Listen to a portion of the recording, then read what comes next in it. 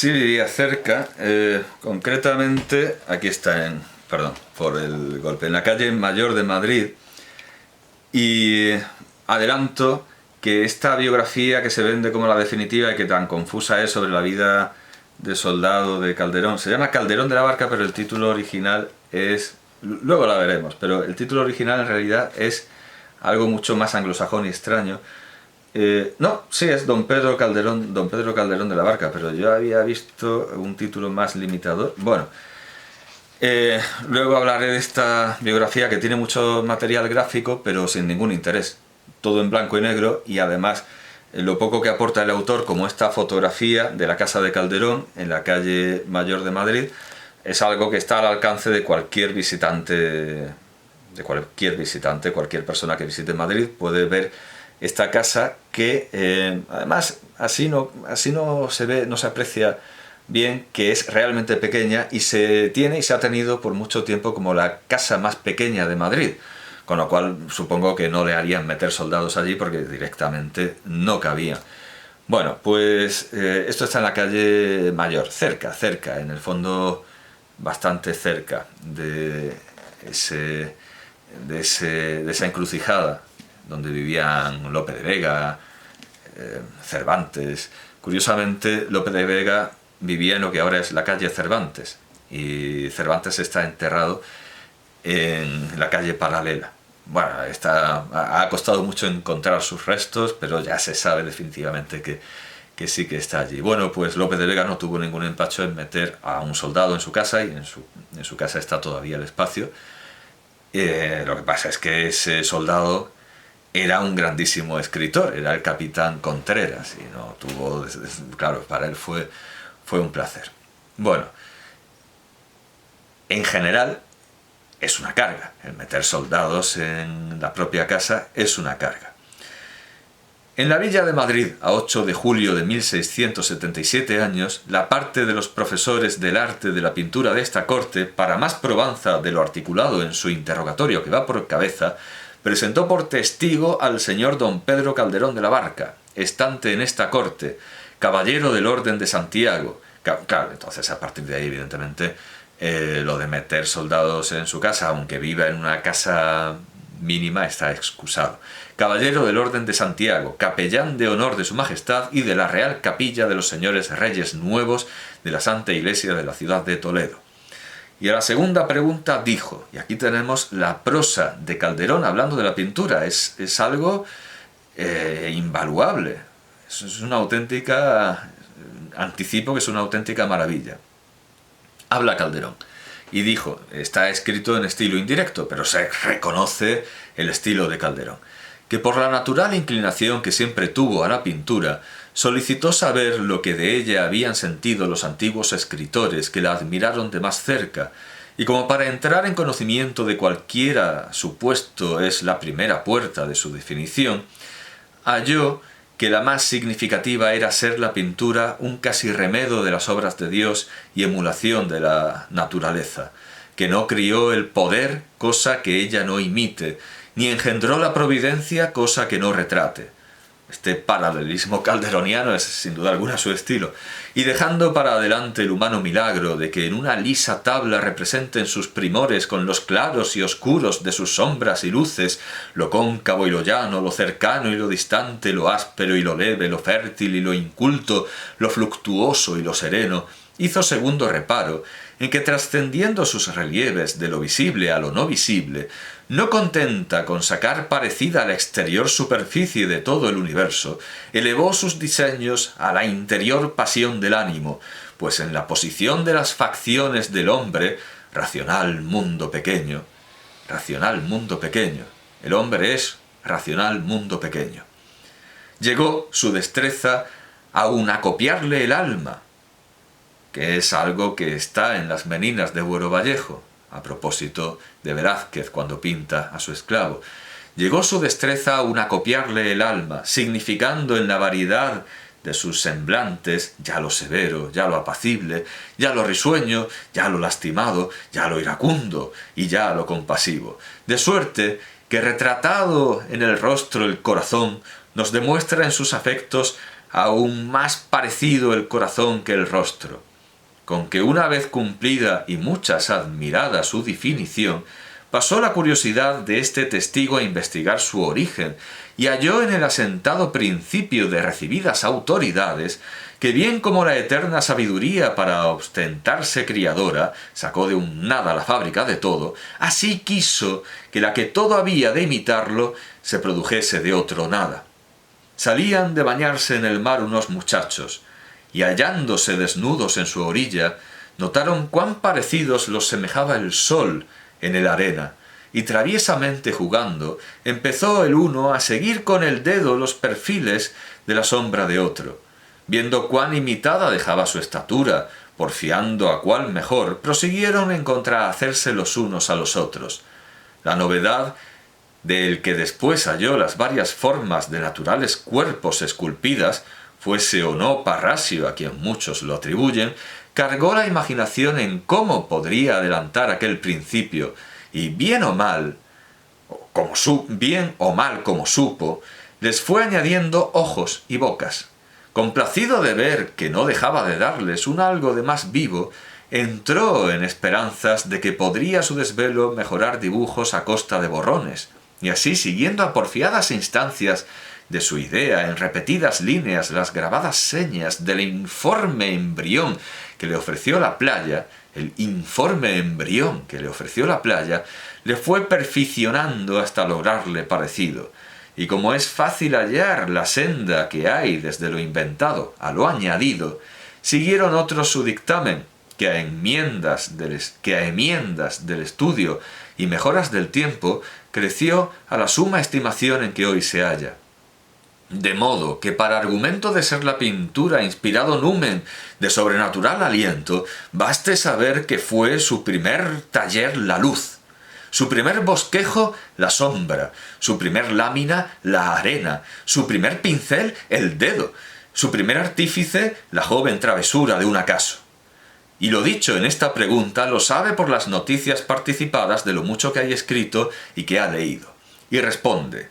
A la tercera pregunta dijo que aunque sobre tan alta definición y no menos misterioso origen hubo quien intentase deslucirla, motejándola de no ser arte liberal, por no hallarla en el número de los 7 que comúnmente se llaman liberales, pues siendo como son gramática, dialéctica, retórica, aritmética, geometría, música y astronomía, y no estando en ellos la pintura, le pareció bastante consecuencia de no serlo. También hubo quien dijese que el no nombrarla no fue omisión, sino cuidado, respecto de ser tan arte de los artes que a todos los domina, sirviéndose de todos. La gramática lo diga la primera, como primero fundamento de ellos y de las ciencias, pues la atributa las concordancias con que se advierten sus matices en la mezclada unión de sus colores. Claro, está hablando de colores retóricos, puesto que el día que no distribuyera lo blanco a la azucena, lo rojo al clavel y lo verde a sus hojas, así en todo, cometiera solecismos en su callado idioma. No sé si sería propiamente un solecismo dar un adjetivo a una palabra con la que no casa. En todo caso, me he dejado llevar, no son colores retóricos, se está hablando de colores naturales. No habla de los colores naturales, pero una figura que diera a un objeto un color que no le corresponde en la naturaleza, eso sí sería un color retórico, aunque tendría que estar muy justificado para no considerarse un error, un solecismo, un vulgarismo.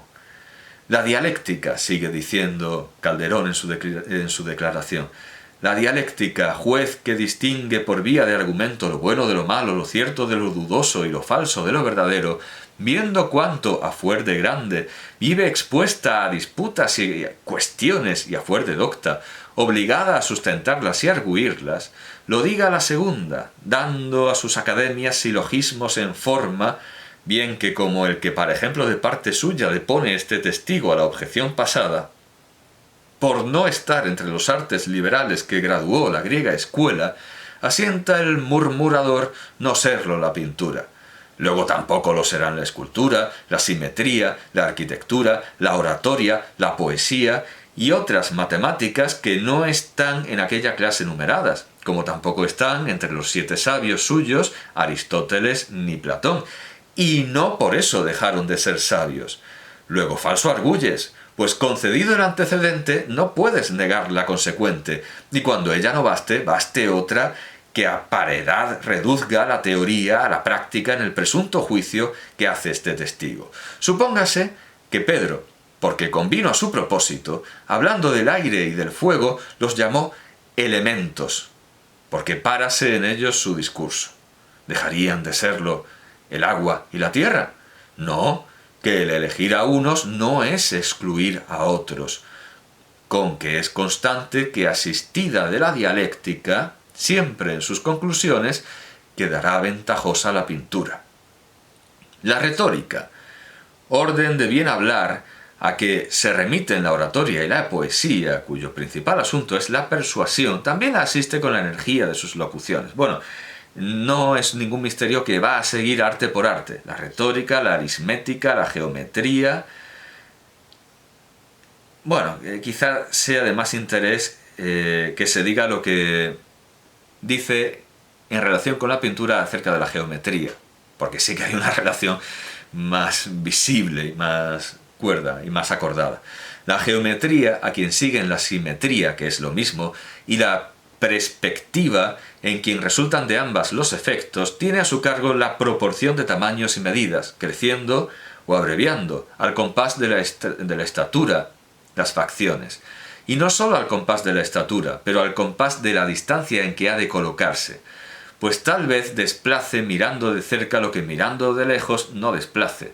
Estos dos contrarios extremos ponen en razón la perspectiva, pues se ve que en un mismo cuadro proporciona cercanías y distancias, cuando en el primero término demuestra el real frontispicio de suntuoso alcázar, tan regularmente ejecutadas, arquitectura y escultura, que desprendidas del lienzo, estatuas y columnas, dan a entender en sus resaltos que por detrás de ellas se pasa al término segundo, en cuyo espacio, ejecutando la óptica sus grados, se van disminuyendo su fábrica y la vista hasta tocar en el tercero, que apenas perceptible le ofrece tan cabal como primero, con tanta consonancia templados sus diseños que unísonos no dejan de carearse con la...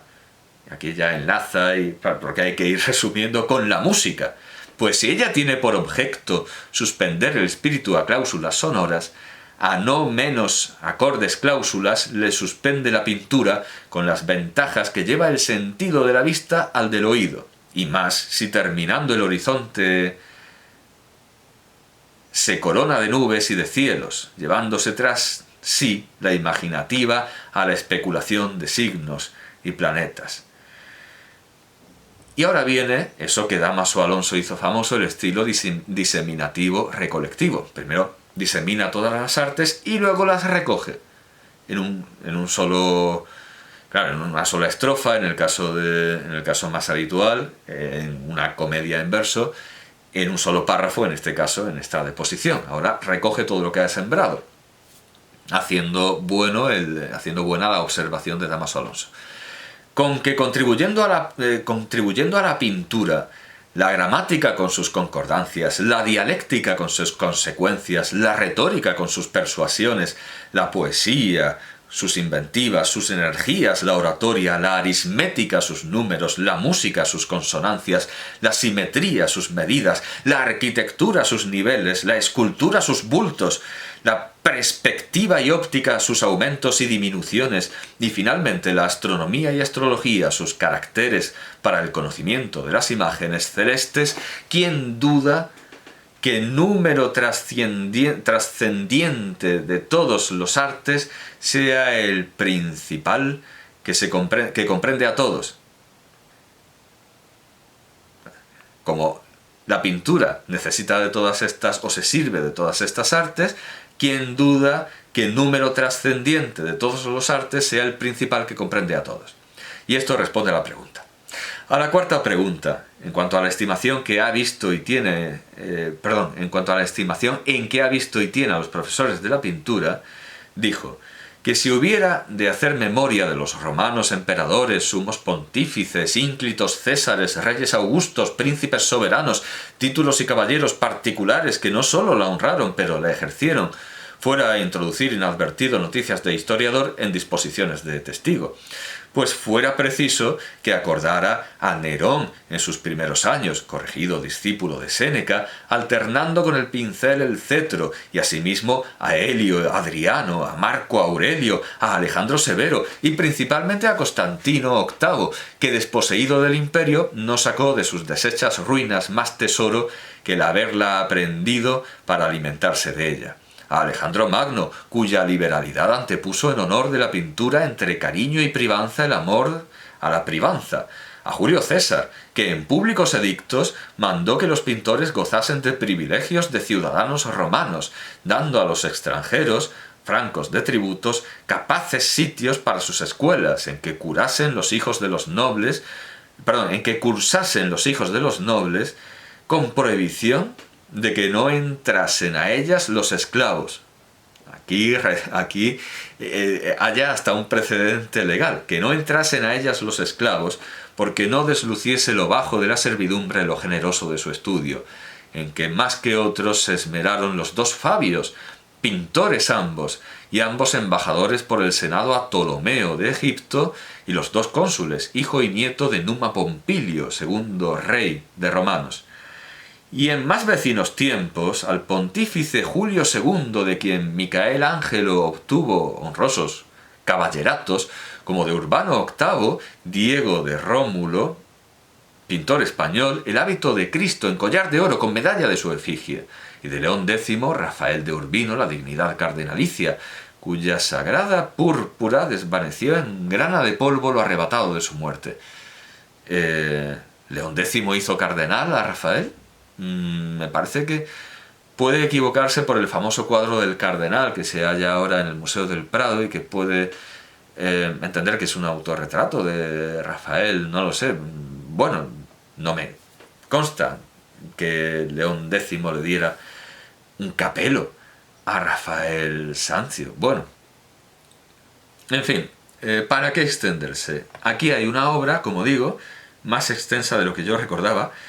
Aquí hay una obra de Calderón de la Barca que no está en las obras completas y que sin duda alguna ha de leerse, y es el Calderón en prosa, ciertamente recogido por un corchete o por un secretario, pero bueno, hay muchísimas trazas en las que se reconoce el pensamiento y el estilo de Calderón también en prosa. De esto, ante todo, nos sirve la Biblioteca Virtual Miguel de Cervantes, de la Universidad de Alicante. Nos sirve para darnos estos ensayos que a veces contienen obras recogidas más allá de las colecciones de sus comedias. Pero la manera en la que nos suministra la Biblioteca Cervantes los estudios calderonianos es demasiado caótica, sobreabundante y confusa, y desde luego laberíntica. Recomiendo pasar de ahí a Dialnet, que es algo ya no de la Universidad de Alicante, sino creo que de Pamplona o de... de la Universidad de La Rioja. Dialnet es algo que lleva la Universidad de La Rioja. Y aquí tengo dos estudios que también pondré en la caja. Tengo los capítulos de que se componen los volúmenes conmemorativos, los volúmenes de estudios conmemorativos de Calderón, quizá más destacados o más importantes, en dos centenarios distintos. En primer lugar, el de 1981 y luego el de 2000. Calderón, Actas del Congreso Internacional sobre Calderón y el Teatro Español del Siglo de Oro. Madrid, 8 a 13 de junio de 1981. Bueno, pues el resultado de este congreso, los resultados y contribuciones, se publicaron en 1983 en 3 volúmenes. 1983, pero estoy viendo que... bueno, sí, hay una... Ah, no, no, claro, hay una reseña de 1984. Se publicaron en 1983. Calderón, Actas del Congreso Internacional sobre Calderón, Madrid, junio de 1981, publicadas bajo la dirección de Luciano García Lorenzo. Madrid, Consejo Superior de Investigaciones Científicas, anejos de la revista Segismundo, 6, es decir, una revista especializada en estudios calderonianos, Segismundo, 1983, 3 volúmenes, 1783 páginas. Y aquí tenemos, bueno, pues una cantidad de... La España de Calderón, Antonio Domínguez Ortiz. Elementos teológicos constitutivos en el auto sacramental, el Sacro Parnaso, Hans Flasche. Lenguaje y estilo de Calderón, Rafael Lapesa Melgar. Franco Meregalli, Emilio Orozco Díaz, Roper, bueno, una cantidad de Porqueras Mayo, una cantidad ingente, José Simón Díaz, bueno, ¿para qué Jean Canavalló? ¿Para qué citar Luis Alberto de Cuenca? ¿Para qué citar algunos cuantos haciendo ofensa y ultraje en los demás? Pondré el enlace para que todo el mundo pueda hallar lo que más le pueda interesar. Sexo, poder y relaciones afectivas en los cabellos de Absalón, por Felipe Pedraza. Bueno, naturalmente está esa entrevista a José Guillermo García Valdecasas y... Vamos a ver cómo... Porque es una entrevista. Celos aun del aire matan. La versión de Pedro Sáenz y José Guillermo García Valdecasas. Está firmado por Pedro Sáenz y Beatriz Entenza de Solare, que es quien hace más bien la entrevista. Es una entrevista a Pedro Sáenz. El musicólogo Pedro Sáenz explica cómo han llevado a las tablas esta ópera de Calderón.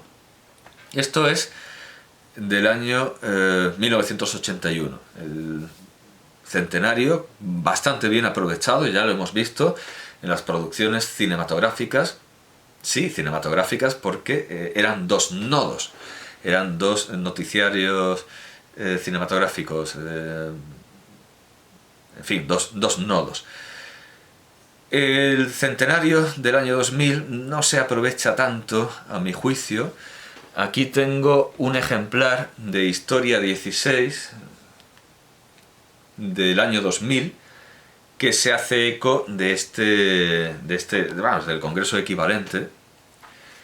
Calderón es el tema, el secreto de Calderón. Bueno, lo que hacen es estudiar una obra en concreta. Pero bueno, aquí está anunciado el Congreso, Historia al día, y aquí está anunciado el Congreso del año 2000.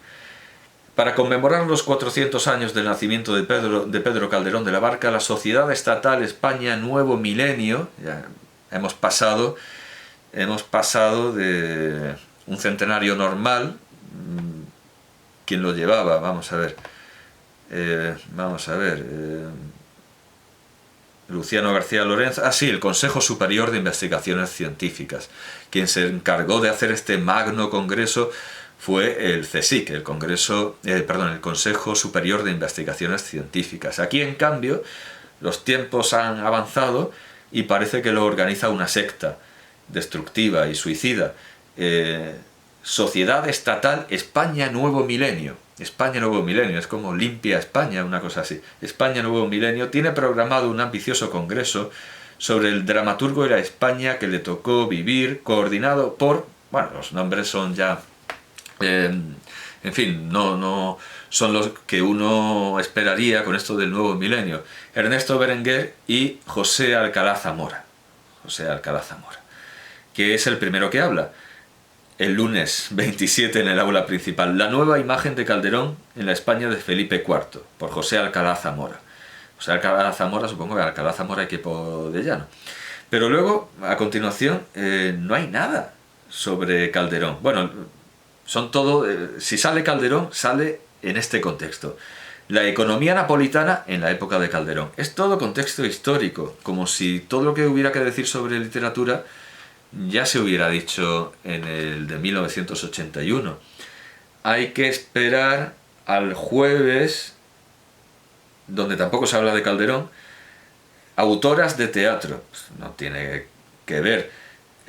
Bueno, sí, al final ya hay algo sobre Calderón. Calderón en el horizonte cultural de la España del siglo XVII, por Alfredo Hermenegildo. Calderón y el efecto musical, Luis Stein. Del teatro de Calderón como catálogo interdisciplinar, Javier Aparicio. Escenografía calderoniana en el siglo XVII, César Oliva. La recepción del teatro calderoniano, 1986-2000. Bueno, no se lo ha... Luciano García Lorenzo no se lo ha trabajado mucho, ¿no? 1986-2000, o sea, 4 años en fin, de investigación. Tampoco es la historia en el teatro de Calderón, los conversos en el teatro de Calderón, Ignacio Pulido, bueno, sí, alguna cosilla. Bueno, el Tuzaní de la Alpujarra, Manuel Ruiz Lagos, por fin un estudio sobre una obra. Calderón y la política internacional, la doble fortuna de Wallenstein, bueno, en fin, se habla muy poco de... Sale Felipe Pedraza al final también, no hablando de sexo esta vez, sino de Lope a Calderón. Bueno, Calderón de la Barca y la tradición árabe, por Álvaro Galmés de Fuentes, esto, en fin. Y vuelve a cerrar José Alcalá Zamora, Lenguajes y oídos en la vida de sueño. Pero esto sale al final. Entre medias, casi todo lo que hay no tiene absolutamente nada que ver con Calderón, sino Andalucía y la Inmaculada Concepción en el siglo XVII, por Antonio Luis Cortés Peñas. Nada que ver. Con lo que da la impresión de que todo estaba ya hecho en el centenario de 1981. Luego hay una bibliografía, algunas notas, hay algo interesante como reproducciones de figurines y escenarios, escenografías para las representaciones de Calderón, casi todas del siglo XX. Aquí tenemos 4 figurines de la Cena del Rey Baltasar de Víctor María Cortezo. Hay mucho de Cortezo. Ah, bueno, y aquí hay 2 dibujos de Francisco Nieva. Es la Dama Duende de Francisco Nieva. ¿Cómo imaginó Francisco Nieva la Dama Duende? O sea, sí que esto tiene bastante valor. Luego se centra en una comedia de santos sobre San Francisco de Borja, y es esta comedia secreta, que bueno, en fin, de Calderón. Así que es normal que el libro de estudios calderonianos más interesante al que dio origen el año 2000 no sea precisamente las actas del Congreso, sino unos estudios sobre Calderón publicados, bueno, coordinados por Javier Aparicio Maideu en Istmo, algo que no tiene que ver con los congresos y que recicla muchos ensayos antiguos y bastante antiguos con respecto al año 2000. Está dividida en secciones también, está dividida en 2 volúmenes y está dividida en estas secciones: Calderón y la modernidad, aspectos de la representación y la puesta en escena. Habla, por ejemplo, bueno, hay un ensayo, por ejemplo, de Agustín de la Granja, del lenguaje y del estilo. Y aquí están los famosos ensayos sobre el estilo calderoniano de La Pesa, lenguaje y estilo de Calderón, Damaso Alonso, la correlación en la estructura del teatro calderoniano, y bueno, Diego Marín y el estilista Emilio Orozco Díaz. En De Varia Re meten algo que es importantísimo y que no debería estar en un cajón desastre, ni en una mesa revuelta, ni... bueno, usaré cajón desastre como nifo. La música en el teatro de Calderón. Esto es importantísimo. Y asignan esta parte, bueno, pero es el título del capítulo, a Miguel Querol Gavaldá. Lo que pasa es que, bueno, creo que antes de pasarme a Miguel Querol Gavaldá, bueno, voy a terminar los 4 elementos en la imaginería de Calderón, la teología del demonio, comicidad escénica, Calderón y la literatura alemana de Sebastián Neumeister. Esto es importante. Calderón y la cultura alemana. Pero claro, evidentemente sobre Calderón y la cultura alemana hay miles de libros. Esta de Sebastián Neumeister es muy interesante porque menciona y expone a un autor que normalmente suele quedar olvidado en las generaciones de alemanes que han venerado a Calderón. Puedo adelantarlo. Si me voy, por ejemplo, a uno de estos libros escritos sobre Calderón en Alemania, muchísimos libros publicados sobre Calderón en Alemania, si me voy a El Calderón Alemán, recepción